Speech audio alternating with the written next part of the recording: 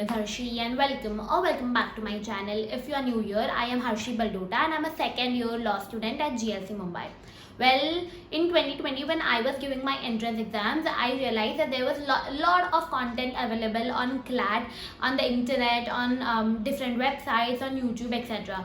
But I realized that there was lack of content available on MHCET, lack of information, lack of guidance also. But thankfully some of my seniors helped me during that time, helped me in preparation, helped me to gain information about how the exam procedure is all about. So here I am as your senior to let you know about MSCT, how to prepare, how to crack it, and when you come to GLC, obviously I'll be there to guide. So let's begin. First of all, if you haven't seen my previous video on MHCT, I would highly recommend you to please go see that first, because it mentions everything basic that you need to know about MHCT as an examination, and after that come here and see this video. Well, okay, so coming to the topic now, how to prepare for English. Well, English in MHCT is not that tough, I would say. It's on a medium level difficulty. It comes for 13 marks, and the ideal time that you should be taking to complete that section is 25 to 27 minutes. You should not be taking more than that, because the next section that might come, the logical section, might get very difficult for you then. I'll be talking about that in the next video. So yeah, English. So the English section is more or less divided into three broad sections. One is comprehension, one is grammar, and one is vocabulary. Okay, so comprehension mein you'll get RC, reading comprehension passages. You can expect 2 passages. More than that, it will not come in a very likely situation. In an unlikely situation, you might get 3, but that's very unlikely. Other than that, in grammar, you'll get English usage errors. You need to see if a certain sentence is proper according to grammar. Then there are error detection questions like say a sentence is divided into 4 parts, A, B, C, D, and then there might be an error in one of the parts. So you need to detect which part has that error. So that's error detection. Then subject verb agreement. Say suppose, this is a very important topic. Please do this nicely. This is a very important topic because it will come in almost everything. It will come in RCs also. So yeah, subject verb agreement is basically your subject and your verb should agree to each other. Say suppose we can't say he do, right? He does. And we can't say we does, right? We do. So that's the subject and the verb that needs to agree with each other. He ke saath the does ही जाएगा and we ke saath do ही जाएगा. So that's called subject verb agreement. Just go to YouTube and find search for subject verb agreement. You'll find 2-3 nice videos. Just go to that, see that, and you'll get a fair idea of how that goes. Other than that, there can come sentence improvement and sentence rearrangement. So suppose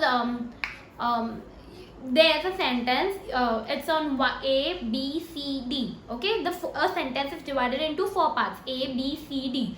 Now A, B, C, D is fine, but the sentence will look more coherent when it say B, A, C, D or C, A, B, D, something like that. So there will be questions like that. There can come questions like that you have to like arrange the sentences accordingly to make it more coherent or make it coherent.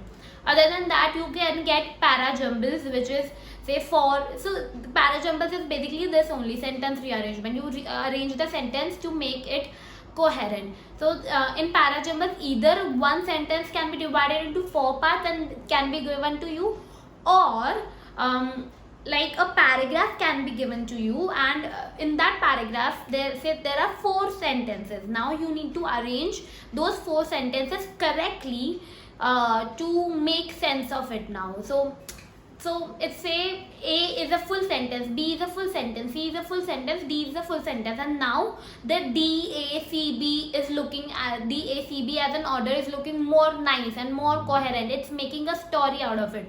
So that's how para jumbles can come. Para jumbles can either come that way, or a sentence can be divided into 4 parts that way. Other than that, so these are like the grammar topics. You need to see the grammar in that, and you know, error detection, sentence rearrangement, all of those things. Then the third part is vocabulary.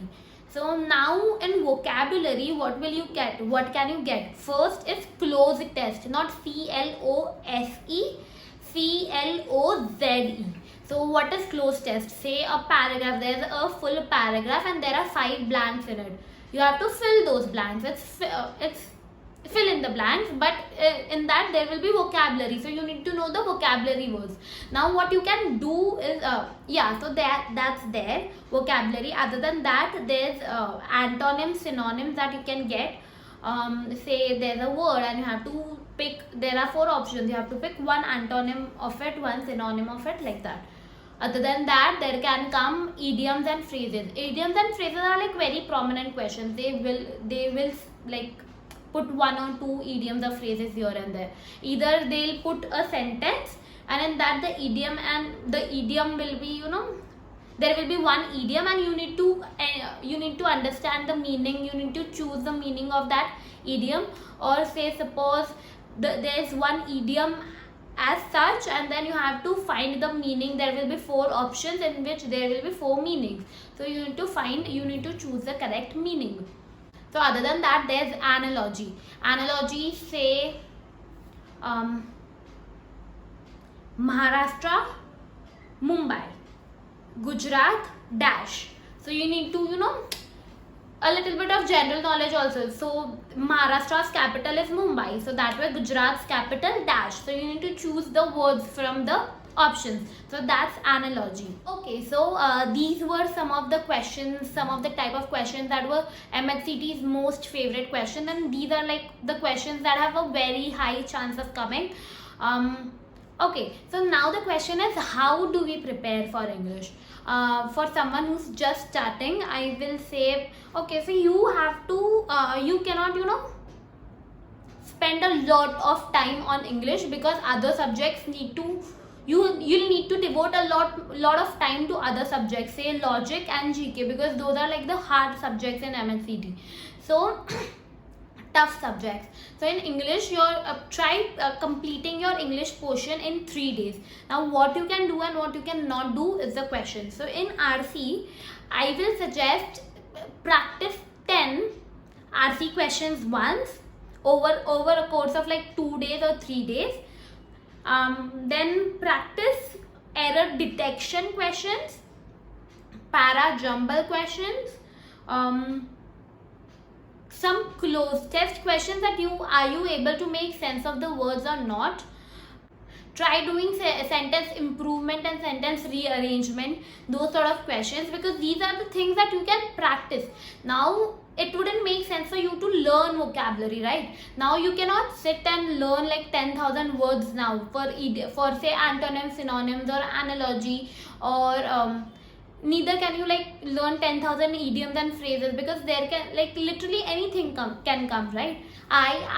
To be honest, I did that. I used to learn at least 10 to 20 words every day and 10 to 20 idioms and phrases, but then you do not have time right now. So I would first suggest you to get done with things that you can actually do, and then say suppose if you want to practice some idioms and phrases, you can do that. So take 2 days for English and complete English in those 2 days. Do 10 RCs, so you'll get a hang of like how RCs work if you're like just starting off. And time yourself. Your 1 RC shouldn't take more than 5 to 7 minutes. Over 7 minutes, it's a little dangerous then. So time yourself. Try solving 10 RCs and then try solving the topics that I have just mentioned, so that these are the things that you can actually you know, practice on. And then if you have access to any of these coaching centers website, try taking sectional tests once, or 1 or 2 sectional tests, so that will help you, you know, to understand how much do you know that particular section. So I guess that's it for English. If you have any queries, if you have any doubts, let me know in the comment section below. I would request you to please do not DM me or send an email or reach out to me on LinkedIn, because I am very bad at replying to messages. So and your query will remain unsolved only then. So I would request you to put down in the comment section. And yes, that's it. If you need any guidance, let me know. And yeah, that's it. If this video helped you, I would request you to please subscribe so that I know that someone is watching this video and someone is getting benefited out of it. And yeah, see you. Take care and good luck.